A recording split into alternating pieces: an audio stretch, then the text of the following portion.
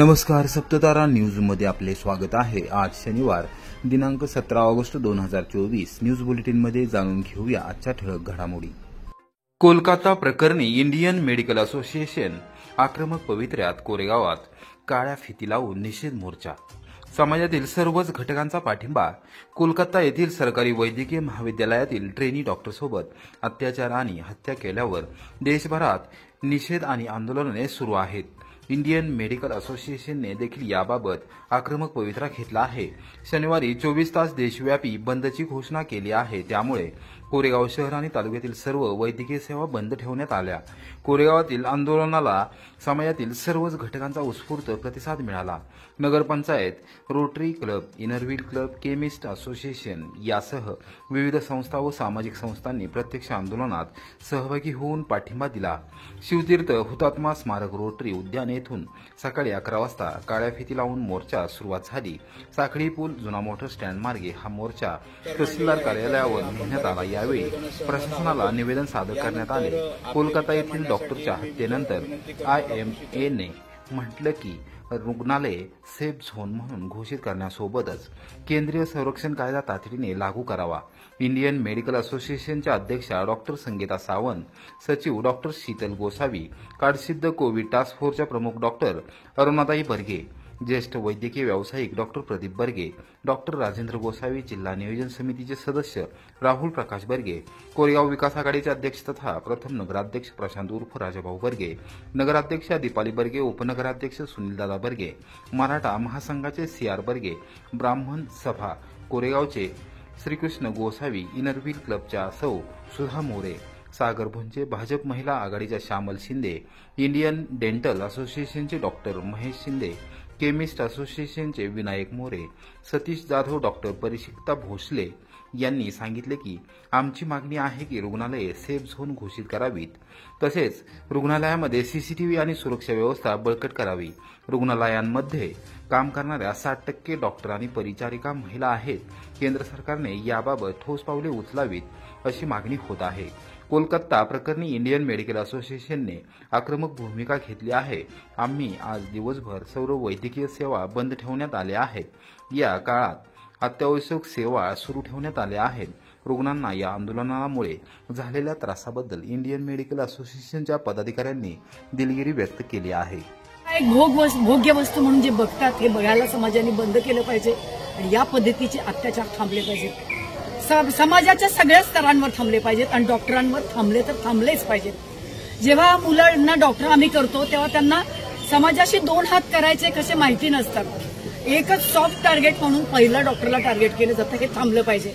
मला वाटतं या डॉक्टरीच्या शिक्षणाबरोबर कराटे आणि चांगलं मारामारीचं शिक्षण दिलं पाहिजे की अशा गुंडांना तिथल्या तिथंच त्या पोरीनं चोपायला पाहिजे होतं आणि भिवून डॉक्टरांनी गप्प नाही बसायला पाहिजे। नुसता डॉक्टर एक शब्द बोलला की त्याचा भला मोठा आवाज होतो, पण अशा नालायक गुंडांनी केलेली कृत्य झाकली जातात। त्यानंतर 1000 लोक येतात। हे काय चाललंय हे कुठेतरी थांबलं पाहिजे एवढीच मी विनंती करते आणि थांबते। कोरेगाव मतदारसंघात मुख्यमंत्री लाडकी बहीण योजना प्रभावीपणे राबवण्यात नामदार महेश शिंदे, देऊरसह ठिकठिकाणी लाडक्या बहिणींनी बांधली राखी।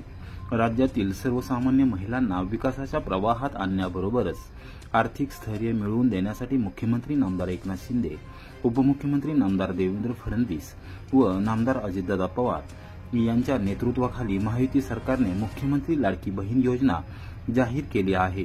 केवळ योजना जाहीर करून सरकार थांबले नाही तर महिलांच्या बँक खात्यात आता प्रत्येकी 3000 रुपये जमा होऊ लागले आहेत। या योजनेला ना भूतो ना भविष्यतो असा अभूतपूर्व प्रतिसाद मिळत आहे। विरोधक जाणीवपूर्वक मतांचे गणित डोळ्यासमोर ठेवून या योजनेबाबत राजकारण करत आहेत, मात्र एकही महिला त्याकडे लक्ष देणार नाही असा विश्वास आहे। कोरेगाव विधानसभा मतदारसंघातील एकही बहीण मुख्यमंत्री लाडकी बहीण योजनेपासून वंचित राहणार नाही अशी ग्वाही कृष्णा खोरे विकास महामंडळाचे उपाध्यक्ष नामदार महेश शिंदे यांनी दिली। सातारा येथे रविवारी मुख्यमंत्री लाडकी बहीण योजनेचा शानदार शुभारंभ होत आहे।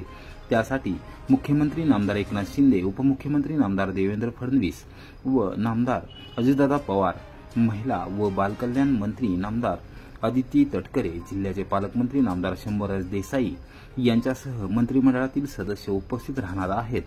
त्या पार्श्वभूमीवर आमदार महेश शिंदे यांनी शनिवारी सकाळी 10:30 वाजता कोरेगाव तालुक्यातील देऊर बर्गेवाडी व खेड नांदगिरी येथील माता भगिनींशी संवाद साधला। लाडक्या बहिणींनी यावेळी आमदार महेश शिंदे यांना राखी बांधली। जिल्हा नियोजन समितीचे सदस्य राहुल प्रकाश बर्गे, भाजपचे तालुकाध्यक्ष संतोष आबा जाधव यांच्यासह माहितीचे पदाधिकारी यावेळी उपस्थित होते। नामदार शिंदे यांनी माहिती सरकार महिलांच्या सर्वांगीण विकासासाठी कटिबद्ध असल्याचे सांगितले। विरोधक जाणीवपूर्वक मतांचे राजकारण डोळ्यासमोर ठेवून या योजनेबाबत राजकारण करून सरकारला बदनाम करण्याचा प्रयत्न करत आहे, मात्र हा प्रयत्न कदापि यशस्वी होणार नाही। महिलांना योजनेबाबत चांगली माहिती आहे। विरोधकांनी कितीही प्रयत्न केला तरी कोरेगाव मतदारसंघात 100% या योजनेची अंमलबजावणी करणार असल्याचे त्यांनी निदर्शनास आणून दिले। यावेळी काही महिलांच्या बँक खात्याबाबत त्रुटी असल्याचे निदर्शनास आले। त्यांनी तात्काळ बँक अधिकाऱ्यांना संपर्क साधून लवकरात लवकर आधार लिंकिंग व ई-KYC प्रक्रिया पूर्ण करून घेण्याबाबत सूचित केले। त्याचबरोबर गावनिहाय पदाधिकारी व कार्यकर्त्यांना जास्तीत जास्त सहकार्य या योजनेसाठी देण्याबाबत निर्देश दिले। एकही महिला या योजनेपासून वंचित राहणार नाही, प्रत्येक महिलेला लाभ दिला जाणार आहे। विरोधक याबाबत राजकारणातून अपप्रचार करत असून त्यावर विश्वास न ठेवता सर्वच महिलांनी या योजनेत सहभागी व्हावे असे आवाहन त्यांनी केले। देऊर येथे प्रदीप कदम यांनी स्वागत व प्रास्ताविक केले व लाडकी बहीण योजनेत गावाचा 100% सहभाग नोंदवणार असल्याची माहिती दिली। कोरेगावातील प्रख्यात हॉटेल दरबारमध्ये श्रावण फेस्टिवलचा शानदार शुभारंभ। अस्सल शाकाहारी स्पेशल डिशेसचा खजाना उपलब्ध। श्रावणातील सात्विकता जपणारा उत्सव साजरा करणाऱ्या आपल्या दरबारमध्ये ही टॅगलाईन घेऊन कोरेगावातील प्रख्यात हॉटेल दरबारने दिनांक 15 ते 31 ऑगस्ट दरम्यान भव्य आणि दिव्य श्रावण फेस्टिवलचे आयोजन केले आहे। या फेस्टिवलचा शानदार शुभारंभ स्वातंत्र्य दिनाच्या वर्धापनदिनी गुरुवारी सायंकाळी 7 वाजता करण्यात आला। पहिल्याच दिवशी या फेस्टिवलला उत्स्फूर्त प्रतिसाद मिळाला। कोरेगाव विकास आघाडीचे अध्यक्ष तथा प्रथम नगराध्यक्ष दरबार उद्योग समूहाचे प्रमुख संचालक प्रशांत उर्फ राजाभाऊ बर्गे यांच्या संकल्पनेतून श्रावण फेस्टिवलचे आयोजन करण्यात आले आहे। मुख्य खानसामा ज्ञानबा पाटील आणि बंडू प्रधान यांच्या हस्ते व प्रशांत उर्फ राजाभाऊ बर्गे, यश बर्गे, बापू देशमुख, आकाश बर्गे, नाना मोरे व प्रकाश बर्गे यांच्या प्रमुख उपस्थितीमध्ये श्रीफळ वाळवून श्रावण फेस्टिवलचा शुभारंभ करण्यात आला। या फेस्टिवलमध्ये असंख्य अस्सल शाकाहारी डिशेस उपलब्ध करून देण्यात आल्या आहेत।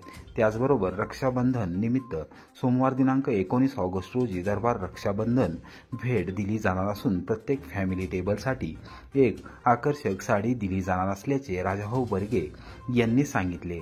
सातारा लातूर राष्ट्रीय महामार्गावर कुमटे फाट्याच्या पुढे असलेल्या हॉटेल दरबार हे केवळ पश्चिम महाराष्ट्रातीलच नव्हे तर राज्यातील खवय्यांसाठी हक्काचे स्थान बनले आहे। दरवर्षी वेगवेगळ्या फेस्टिवलच्या माध्यमातून खवय्यांना संपूर्ण देशभरातील वेगवेगळ्या अस्सल डिशेस उपलब्ध करून दिल्या जातात। श्रावण फेस्टिवलमध्ये व्हेज बुलेट, व्हेज मस्तानी स्वीट, पनीर तुफानी झणझणीत, पनीर मोती मसाला, पनीर अंगारा, आलू टिक्का कबाब, मटका स्पेशल शेवभाजी, मटका स्पेशल अक्का मसूर, मटका स्पेशल व्हेज मालवणी, स्पेशल घी राईस, मटका व्हेज बिर्याणी, तंदूर कबाब, व्हेज शोला कबाब, पायनॅपल टिक्का कबाब, पनीर पहाडी कबाब, पनीर लसुनी कबाब या डिशेसचा खजाना उपलब्ध करून दिला आहे। त्याचबरोबर स्पेशल चायनीज डिशेसमध्ये veg chilli, veg lollipop, mushroom चटपटा, baby corn chilli, American chop suey देखील या फेस्टिवलचे खास आकर्षण ठरलेले आहे। सुसज्ज पार्किंग, आकर्षक प्रवेशद्वार, प्रशस्त बैठक व्यवस्था, स्वतंत्र गार्डन आणि वातानुकूलित हॉल फॅमिली ग्राहकांसाठी अमर्यादित वायफायची सुविधा उपलब्ध करून देण्यात आलेली आहे। त्याचबरोबर श्रावण फेस्टिवलचे खास वैशिष्ट्य म्हणजे सर्व डिशेस या घरपोहोच पार्सल सेवेद्वारे उपलब्ध करून दिल्या जाणार आहेत। कोरेगाव शहर आणि परिसरातील खवय्यांनी क्षणाचाही विलंब न लावता हाऊसफुल होण्यापूर्वीच आपला टेबल बुक करावा व श्रावण फेस्टिवल निमित्त असंख्य अस्सल शाकाहारी स्पेशल डिशेस याचा आस्वाद घ्यावा असे आवाहन राजाभाऊ बर्गे यांनी केले आहे।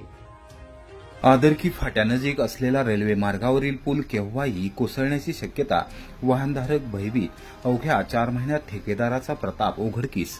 सातारा लोणंद पुणे महामार्गावर वॉटर स्टेशन आणि आदरकी फाटा दरम्यान पुणे मिरज रेल्वे मार्गावर नव्याने उभारण्यात आलेला पूल कोणत्याही क्षणी कोसळण्याची शक्यता निर्माण झाली आहे. ब्रिटिशकालीन काळी मोरी पाडून त्या ठिकाणी नव्याने पूल बांधण्यात आला होता, मात्र अवघ्या 4 महिन्यात तो खिळखिळा झाला आहे. पुलासाठी वापरलेले लोखंड डांबराच्या वर आले असून या मार्गावर नियमित वाहतूक करत असलेले वाहनधारक भयभीत झाले आहेत. एकूणच रेल्वे प्रशासनाने घेतलेले निर्णय किती चुकीचा आहेत हे 4 महिन्यात सिद्ध झाले असून ठेकेदाराच्या प्रतापाबद्दल सुरजकथा आता ऐकण्यास मिळू लागले आहे. शनिवारी दुपारी 4 वाजता संतप्त वाहनधारकांनी पुलाच्या ठिकाणी पाहणी केली आणि स्थानिक पत्रकारांना बोलवून घेऊन याबाबतची वस्तुस्थिती निदर्शनास आणून दिली. राजस्थान, गुजरात आणि मध्य प्रदेश राज्यासह उत्तर महाराष्ट्र, खानदेश, विदर्भ आणि मराठवाड्याला थेट पश्चिम महाराष्ट्र, कर्नाटक, गोवा आणि कोकणपट्टीला जोडणारा हा महामार्ग म्हणून सातारा लोणंद पुणे महामार्ग ओळखला जातो. पुणे छत्रपती संभाजीनगर महामार्गावरून वाहनधारक चौफुलामार्गे सुपा, मोरगाव, नेरा, लोणंद, वॉटर स्टेशन, सातारा असा मोठा प्रवास करतात. त्याचबरोबर काही वाहनधारक चौफुल्यावरून बारामती, फलटण, आदरकी फाटा आणि वॉटर स्टेशन मार्गे सातारा असा प्रवास करतात.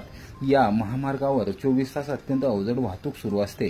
वॉटर स्टेशन ते आदरकी फाटा दरम्यान पुणे मिरज रेल्वे मार्ग जात असून त्यावर ब्रिटिशांनी त्यांच्या काळात पूल बांधला होता. काळ्याभोर पाषाणामध्ये बांधलेला या पुलाला काळी मोरी असे नाव पडले होते. कालांतराने काळी मोरी म्हणूनच हा परिसर ओळखला जात होता. पुणे मिरज रेल्वे मार्गाच्या दुहेरीकरण आणि विद्युतीकरणामध्ये पुलाखालील काही भाग विस्तीर्ण करण्यात आल्याने काळी मोरी रेल्वे प्रशासनाने पाडली. त्यासाठी त्यांना बरेच दिवस आधुनिक यंत्रसामुग्री वापरून पूल पाडावा लागला. त्या जागेवर नव्याने पूल बांधण्यात आला असून तो अवघ्या 4 महिन्यासाठी वाहतुकीसाठी खुला करण्यात आला होता. या महामार्गावरील अवजड वाहतूक अहोरात्र चालत असते, त्यामुळे हा पूल 4 महिन्यातच खिळखिळा झाला असून पुलासाठी वापरलेले लोखंड बाहेर आले आहे. त्यामुळे वाहनांचे मोठे नुकसान होत आहे. किरकोळ अपघात तर सातत्याने होत आहेत. अत्यंत चुकीच्या पद्धतीने आणि शास्त्रोक्त पद्धतीने पुलाचे बांधकाम न झाल्याने वाहने पहिल्या दिवसापासून आपटत होती. रात्रीच्या वेळी तर वाहनधारकांना पुलावरून वाहन चालवणे अवघड बनले आहे. स्थानिक ग्रामस्थांनी विविध पक्षांच्या प्रतिनिधींनी याविषयी आवाज उठवला होता, मात्र रेल्वे प्रशासनाने तो दाबण्याचा प्रयत्न केला. ठेकेदाराच्या मेहरबानीमुळे रेल्वेचे अधिकारी मनमानी पद्धतीने वागत होते.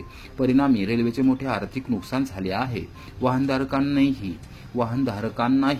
मोठा त्रास होत असून कोणत्याही क्षणी हा पूल कोसळण्याची शक्यता निर्माण झाली आहे. मध्य रेल्वे प्रशासनाने तात्काळ या पुलाचे थर्ड पार्टी ऑडिट न केल्यास, त्याचबरोबर त्याची देखभाल दुरुस्ती करण्यापेक्षा नवीन पुलाची उभारणी न केल्यास रेल रोको आंदोलन पुलाच्या ठिकाणीच करण्याचा इशारा संतप्त वाहनधारकांनी दिला आहे.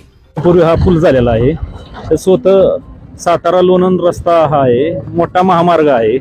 तिथून येण्या जाण्याचं प्रमाण माणसांचं जास्त आहे. एक 4च महिन्यात असा आरपार खड्डा होत असला तर कसं काय व्हायचं. रेल्वे प्रशासनाचा असा बोगळ कारभार चाललेला आहे. इथं बघत असं रेल्वेचं काम चालू आहे, तिथे सिमेंटची पोती उघड्या पडलेली आहेत पावसात. म्हणजे ती कुठल्या दर्जाचं हे काम होणार आहे. रेल्वे प्रशासनाचं अजिबात इथे लक्ष नाही. एखादी गाडी तिथं खाली जाऊ शकते असं प्रसंग होण्यासारखा आता झालेला आहे. त्या परिणामाला रेल्वे प्रशासन आणि सरकार जबाबदार राहील.